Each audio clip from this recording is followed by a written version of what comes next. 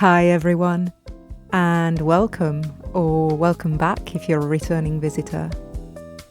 I am the Strange Connector, your host on this channel.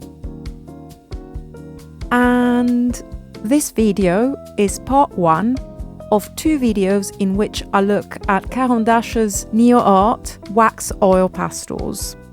In this video, I will unbox and swatch the pastels, and I will do a little bit of a comparison between these pastels, the Neoart, and other pastels that are very similar by Caran d'Ache, including the Neocolor I, the Neocolor II. We'll have a quick look at some vintage Neocolors from the 80s, and we will also look at the original Neoart Watersoluble pastels, which are a now discontinued artist grade product from Caran d'Ache. Please note, today's video was actually shot in March last year, so any comments are going to sound slightly odd because I'm recording the voiceover several months later. It's quite fun though, looking back at what I was doing and trying to remember it all. The horror. Also, it wouldn't be my channel without my usual disclaimer, which is, although I am a trained artist, I trained as a sound artist, not a visual artist. So please take anything I say with a pinch of salt. I am not an authority when it comes to painting and drawing. I'm just an enthusiastic amateur, although I'm hoping I'll improve with time. And with that, on to today's video.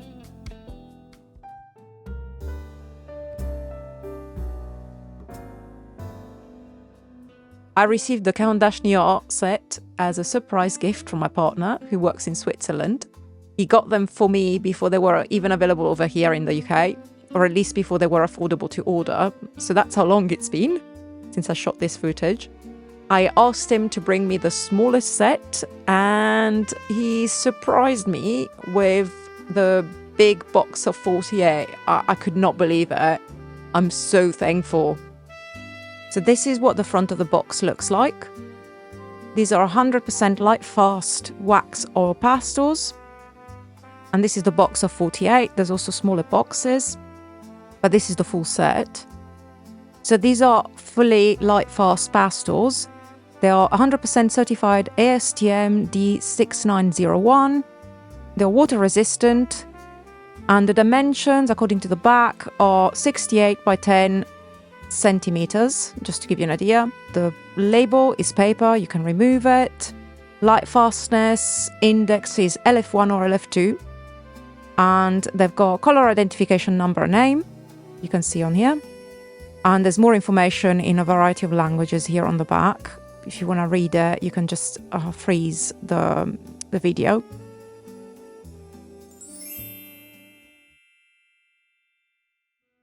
What I'm showing you here is the previous product called Neoart by Caran d'Ache, which is now discontinued.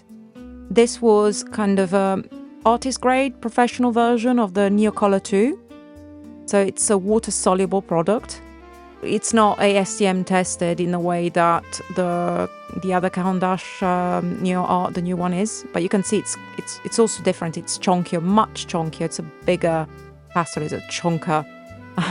It's almost as big as my middle finger. And the other difference is this is water soluble, whereas the Neoart is not water soluble. So it's water resistant. It's wax and oil. The other product that I'm showing you now is the Neocolor I, which is still available. And I'm now comparing them for size. So you can see that they're not the same in size. So the Neoart is a bit more like the Neopastel, like your average oil pastel in size. And the vintage Neoart is very, very chunky in comparison to the other two. And a little bit longer maybe than the current Neoart as well. So it's longer and chunkier than either.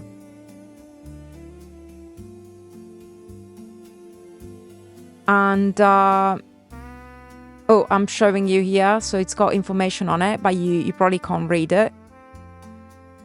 Yeah, so beware, some of these, the pigments are not listed, but some of these have got toxic pigment in them. And here I'm showing you the only defect I've ever come across in a Caran d'Ache product. My box came with 2 of the same color instead of, also one of them is missing. But I have since bought it individually, so I've made up the full set.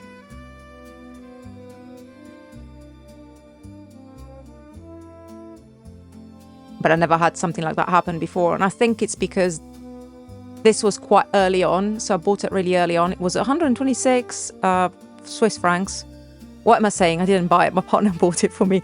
But, well, he bought it for 126 Swiss francs very, very early on I mean, they'd only just got them in shop, in fact, even in Switzerland.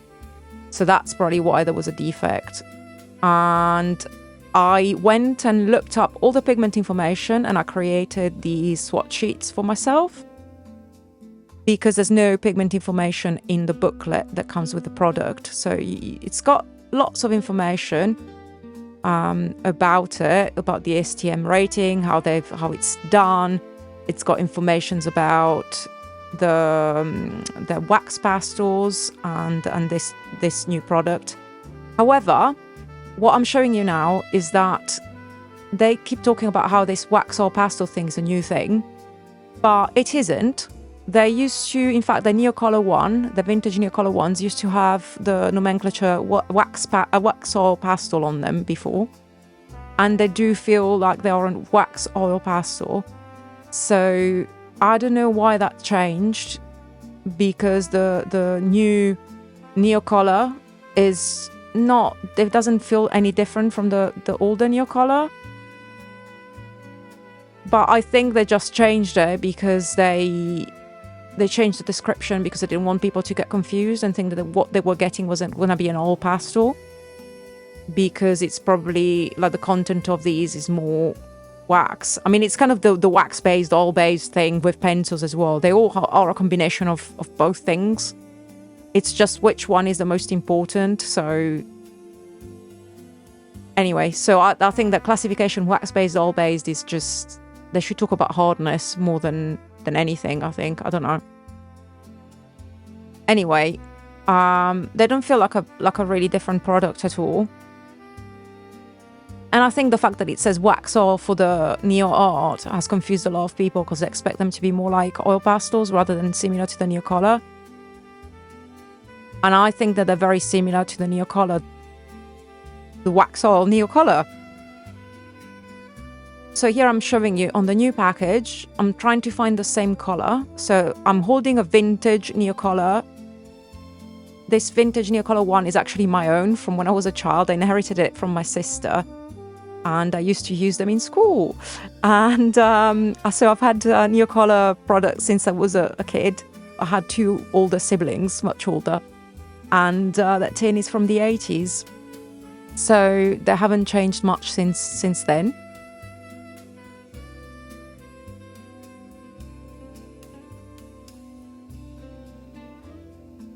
So this is I think I found this thread. I know what I'm doing.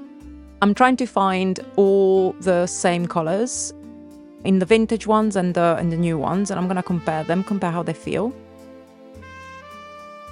Because I wonder why they changed the description from wax oil to just wax. Because they are very smeary. They're not like your average wax. They're not like a wax crayon. When people call them crayons, it kind of misses what it's actually like. It's kind of like a very, very hard, smudgeable pastel. And they're very intensely pigmented. And in that, they're more like an oil pastel. But because they're so hard, they're very hard.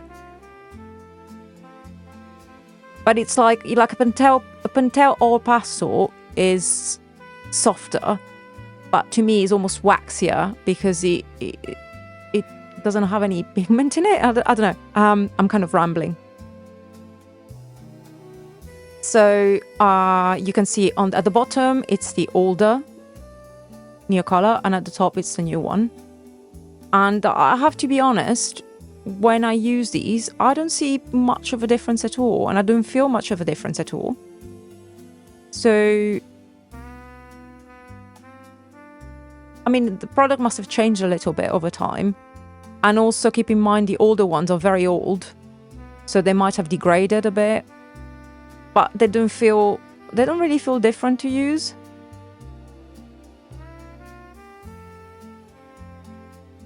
And they might look a little bit different, but it's kind of, I think it's more down to how I've applied them.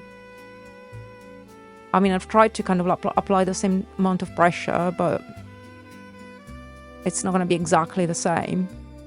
And yeah, you can see the colors are slightly different, maybe. That red looks a bit more orange at the bottom, but it could also be because it's old and, you know, maybe it's not Lightfast. But they don't feel, in use, they don't feel vastly different at all.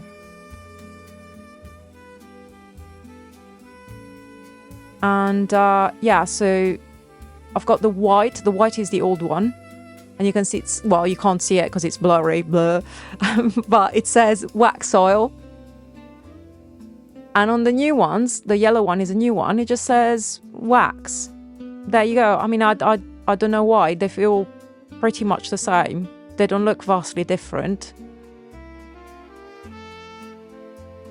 Yeah, there you go. You've had a look at an old tin of Caran Neocolors, and I'm keeping this. I'm hardly, I mean, it still works. It's still fine to use, but I use it very sparingly because I want to keep it forever. I'm fine with it kind of being there after I'm gone and being gifted to somebody else.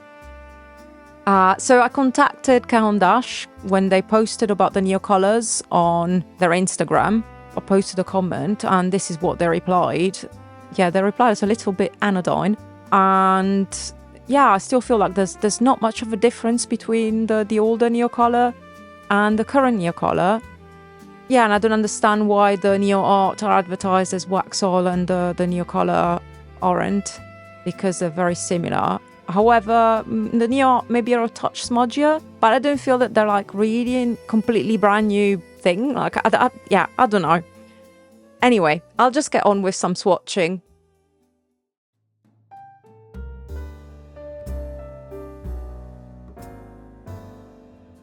So here I am now swatching these, and I'm starting with Primrose. And you can see they're quite crumbly actually, compared to the Neocolor. Much crumblier, which is kind of bizarre to me because they do feel softer. They feel kind of greasier, a little bit greasier, maybe a little bit greasier. So I wouldn't have expected to crumble like that, but they do crumble quite a lot. However, you can see they smear really nicely. So again, the closest thing to these is probably the Neocolor, but they are indeed softer, just a tad softer.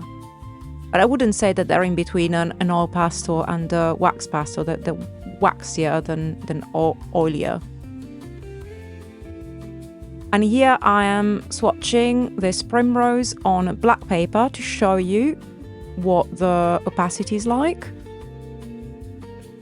Because you might want to layer these on top of each other, and also you might want to use them on toned paper. So it's helpful to know what they look like on a darker coloured surface. And Primrose is PY55 and PY, I'm waiting for my hand to move so that I can read you the pigment information, PY42. You might be wondering where I got this pigment information from. I got it from a website called artistpigments.org. I have made a video already on them because I think they're an amazing resource for artists to visit. They've got a lot of information about a lot of products and lots of additional information that is not just about, you know, different products, pigments. So check them out. So the next color that I'm grabbing now is Lemon Yellow, which is LF1 and is PY3, I think. I don't know if I wrote 5 or 3. I think it's PY3. Yeah, PY3. And on this one I started on the black first, and you can see here what I was saying about transparency and opacity. So you can see that there is a transparency to, even though it's a wax pastel, I mean wax or pastel, it's got a degree of transparency, it's not completely opaque. So you can see the difference in how it looks between the white paper and the black paper. And this one is yellow, which is also LF1 and is PY154.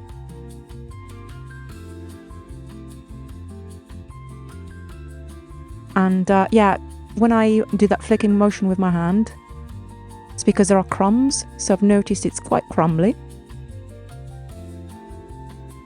It's softer to kind of blend out, to smudge, than the Neocolor, but it does feel quite a bit more crumbly.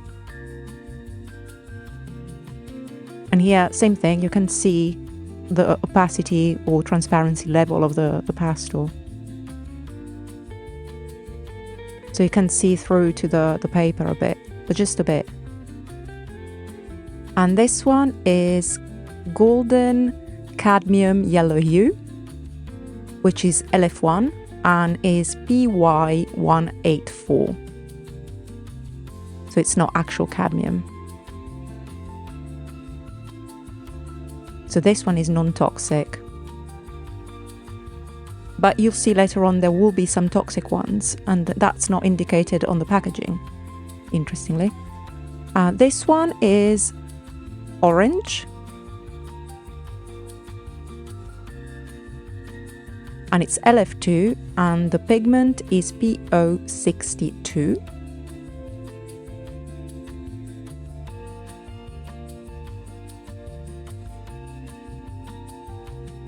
Cornelian, that's a nice, very nice color actually, is LF1 and this has a bunch of pigments in it. It's got PO61, PO82, PY42 and PBK7. So a whole load of pigments in there. It's very nice though.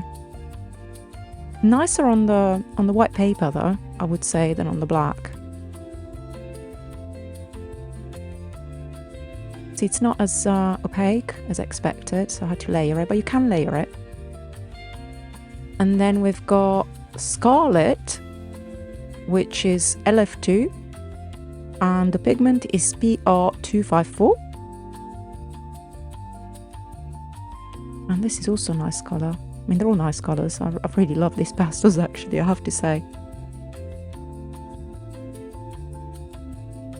And again, you can see the difference on the dark paper. And the next one is Permanent Red. And it's LF2. And the pigment for this one is PR242. And actually, I think I have switched them around in the packaging because I think this red should have come before the Scarlet. Or they were switched around in the packaging when I got them. I'm not sure. I'm swatching them in the order they were in the packaging. But this red feels... It's orangier. Yeah, I think it should definitely have been swatched before the Scarlet, for the one above it.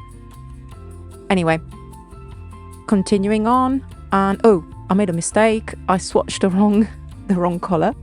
But this is handy because it shows you that you can actually erase them. So if you got one of these kind of plastic erasers, you can erase the almost completely. You can completely erase the pastel, this wax pastel, wax oil pastel. Can't really do that with an oil pastel, but you can with this. So that's helpful to know. And the colour I'm swatching now is Anthraquinone Carmine, which is LF2 and PR177.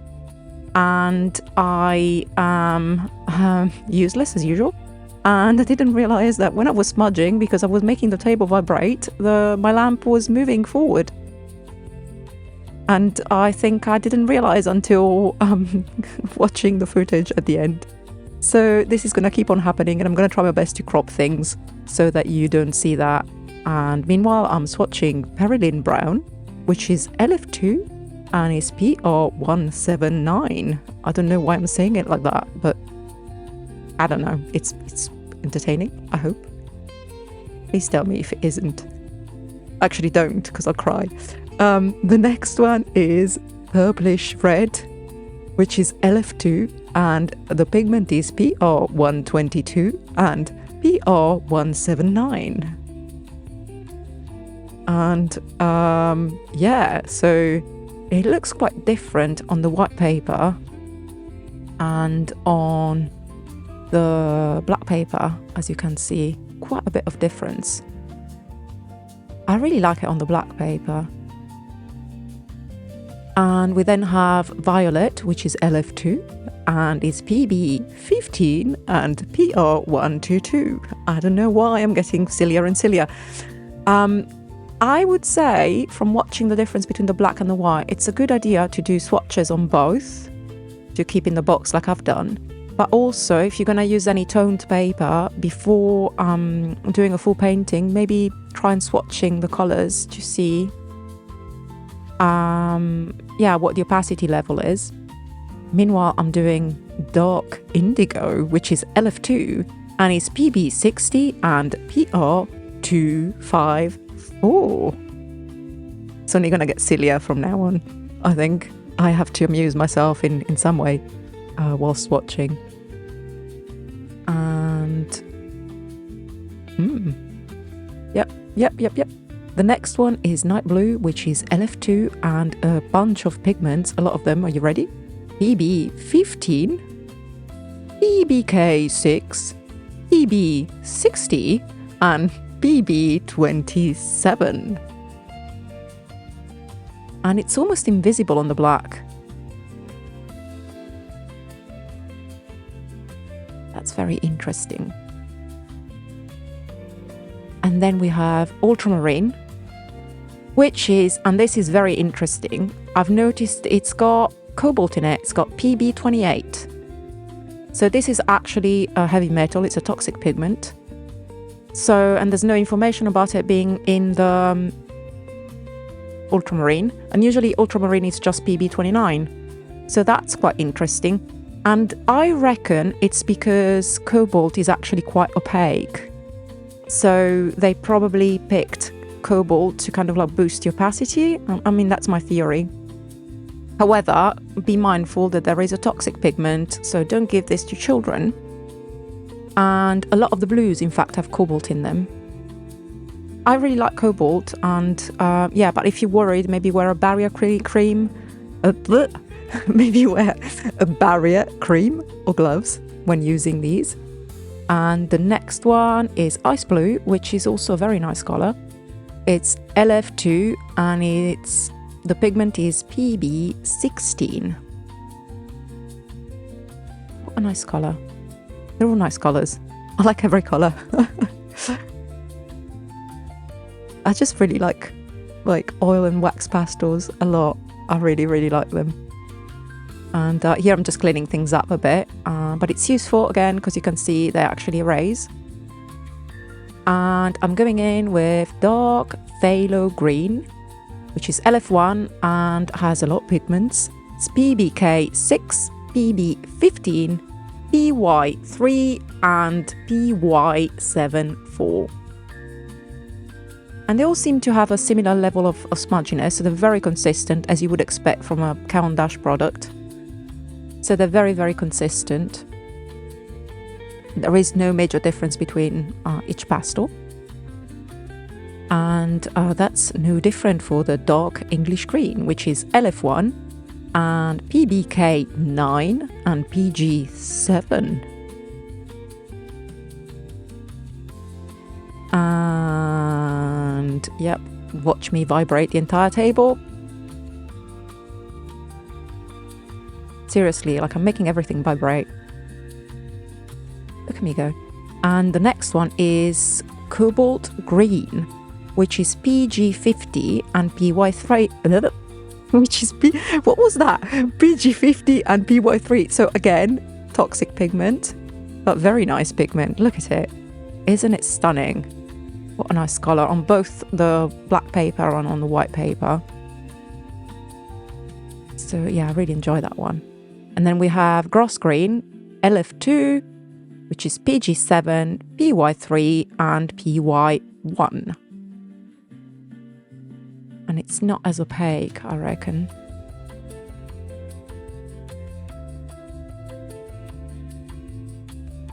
I'm not so keen on this colour. But, you know, when you mix them and you layer them, the effect is not necessarily what you'd expect. So then we have Spring Green, LF1, PG7 and PY3. This looks very nice on the black, doesn't it?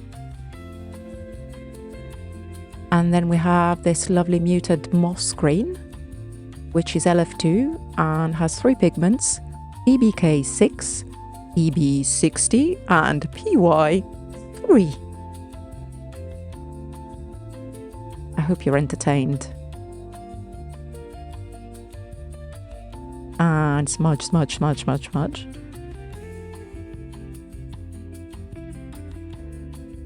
And then we have this lovely olive brown, which is, oh no, it's olive brown 50%, which is LF1, and it has PBK6 and PY42 in it. And I think it's a very nice colour as well. And then we have Raw Umber, LF1, and it's PY42 and PR101. It's very smudgy. Nice. Nice, nice, nice.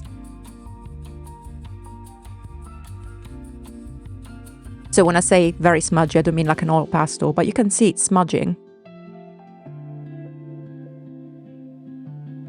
And here I have Chrysocolor Blue, which is EB28, so it's cobalt again. It's a cobalt.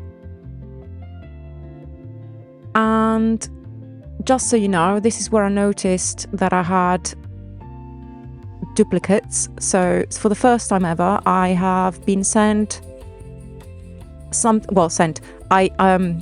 was purchased in a shop. But for the first time ever, I've come across a Caran product that had an error in it, which is 2 of the same. So they gave me 2 Chrysocolor Blues and I'm missing light malachite green. Well, in fact, at the time of doing this voiceover, I'm not missing it. I bought it, so yeah. But that's why I'm skipping it. So I'm skipping it and I'm putting in Cobalt Blue, 10%. And this, as you know, it is what it says on the tin. It's a cobalt. It's PB28. And it's lovely. It's a beautiful colour. But again, you know, wear gloves if you're worried. But isn't that nice and opaque? And then we've got Cobalt Blue 5%, LF1 again, and this is also PB28.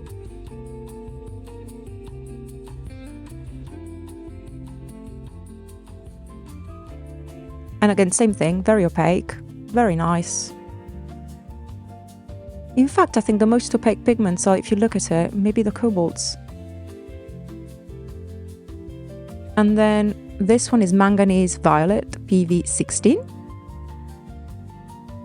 It's actually quite opaque as well by the looks of it. I'm not doing a very good job smudging it though. I'm wondering, I haven't tried this when I was swatching these, but I'm wondering if you could just use a hairdryer to make them smudgier. That's worth trying. Now I'm doing Violet Grey, which is LF1, and is PR101, PV23, PY42, PBK6, and PBK11.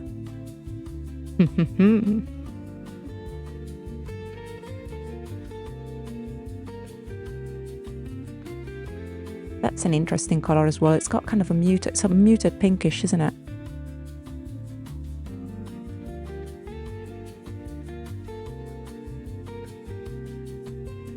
And the return of the lamp, because I'm making the table vibrate.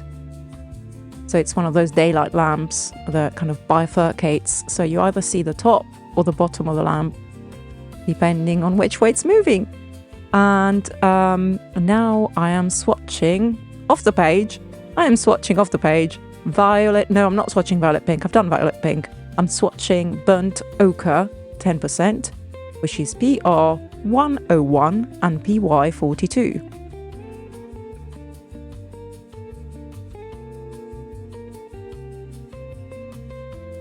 And moving on to bismuth white LF1 PY184. So it looks quite different on the white paper and on the black paper, because it's kind of an off-white color. It's kind of like a yellowy white, and on the black it looks very white. And then I'm doing butternut, which is LF1, and it contains PO82 and PY1. I thought I was going to say that in a more exciting way, but I've disappointed myself. I hope I haven't disappointed you. Probably sick of me by now.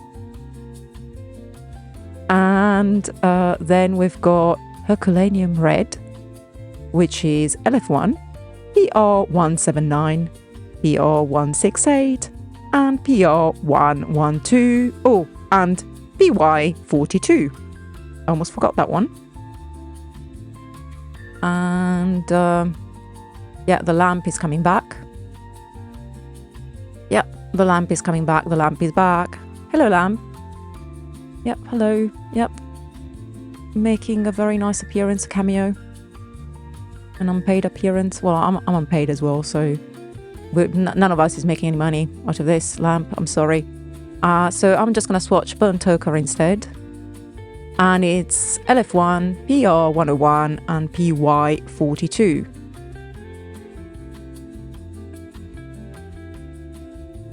Actually, am I even doing burnt ochre? Or have I moved on? I have moved on. I've moved on to ochre, which is just PY42. Sorry, I'm just going really quickly. Good, because otherwise it's going to take forever and you're going to get so bored. And now I am doing brown ochre, which is LF1 and is PBK 9, PR101 and PY42. And again, very consistent but crumbly. So you get crumbs. And now I'm doing saffron, which is LF1 and is PR101 and PO82. Thought I'd say that in a different way. No reason. And again, very consistent. And next I'm doing terracotta. You know why I'm saying it with an English accent? Because it's an Italian word. It's terracotta.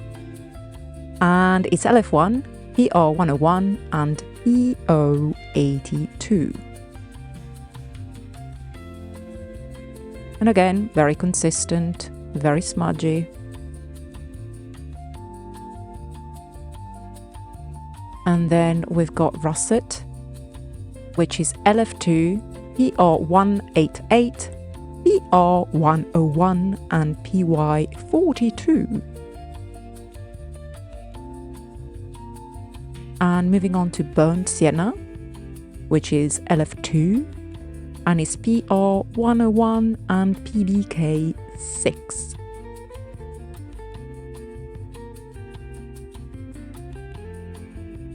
It's very dark on the white, but you'll see it less on the black maybe. Oh no, it looks lighter on the black, it's funny.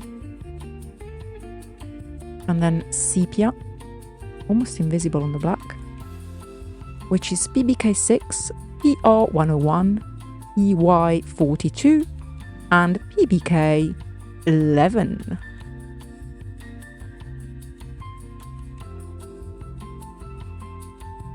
Very dark on the white. And then finally, well, not finally, we've got black, which is PBK6 and is LF1, as you'd expect from a black. And I've noticed that out of all the colours, the black is the one that doesn't have a waxy sheen. It's kind of matte.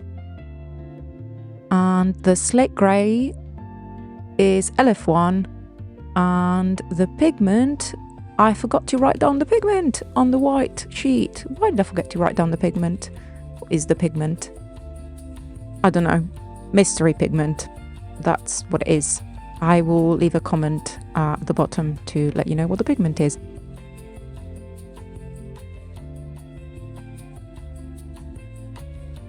And then we have Payne's Grey 30%, which is PB29, which is ultramarine, and PBK 6.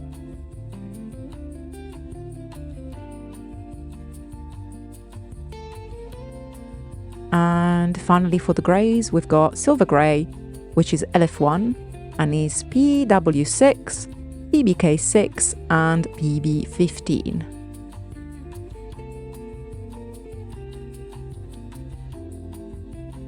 Looks almost white on the black. And then finally we've got actual white, which is PW6 and is LF1.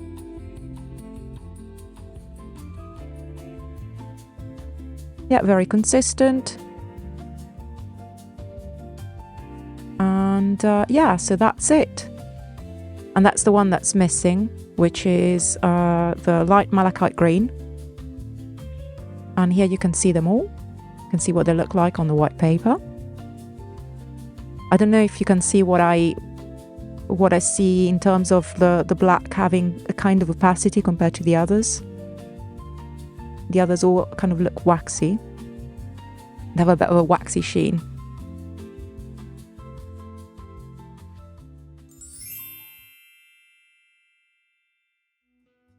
So then I decided to do a bit of a comparison between the Neocolor and the Neoart. I picked similar colors, and here I'm swatching the Neocolor, and you can see it does smear. So it does have some oil in it, it's not just wax. However, the Neoart smudges that much more. Which is kind of a bit weird because it feels harder. So it feels harder, but I'm noticing that the Neocolor feels kind of waxier, maybe. And smears less, and it doesn't have any crumbs. But the Neoart, like you can see how much more it smudges. So it's definitely smearier.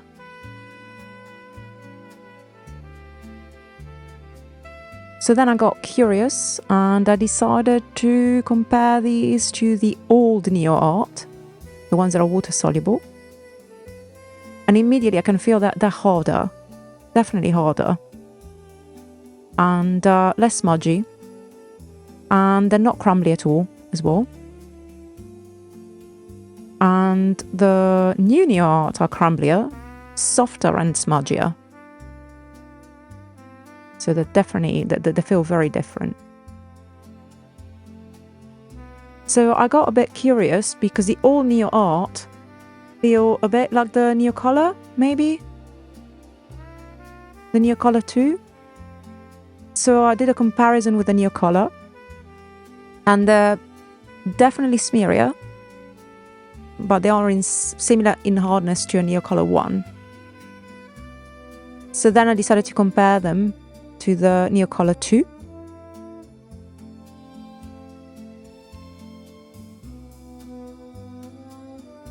And they are actually smearier, even though they feel harder. So in hardness, they're similar to a Neocolor I, but in smeariness, they're similar to a Neocolor II. And here I compared, finally, the two Neoart, the new one and the old one, and the Neocolor. So I did a comparison of all four, actually, because I think I'm going to do the Neocolor II as well. So the Neocolor are waxier, less smeary, and not crumbly. And the Neoart, the old Neoart, have no crumbs, and they're quite smeary. So I think the new Neoart and the old Neoart are all similar smeariness, and I would say the Neocolor II is also kind of similar in smeariness. So these three are kind of similar in terms of how they smear, even though they feel different in use. They feel like different levels of hardness, and one crumbles and the other one doesn't, and blah blah blah.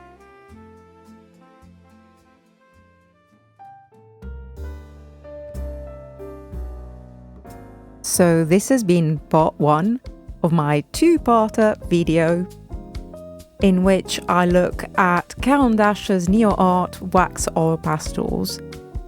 If you've made it this far, thanks for sticking with me through all the endless swatching. And if you're really a glutton for punishment, I recommend you now switch over to part 2, in which I will create some amazing, outstanding, fantastic, yeah, maybe not, drawings of my feline overlords for your utter delectation and horror both. So see you in part 2. Bye bye.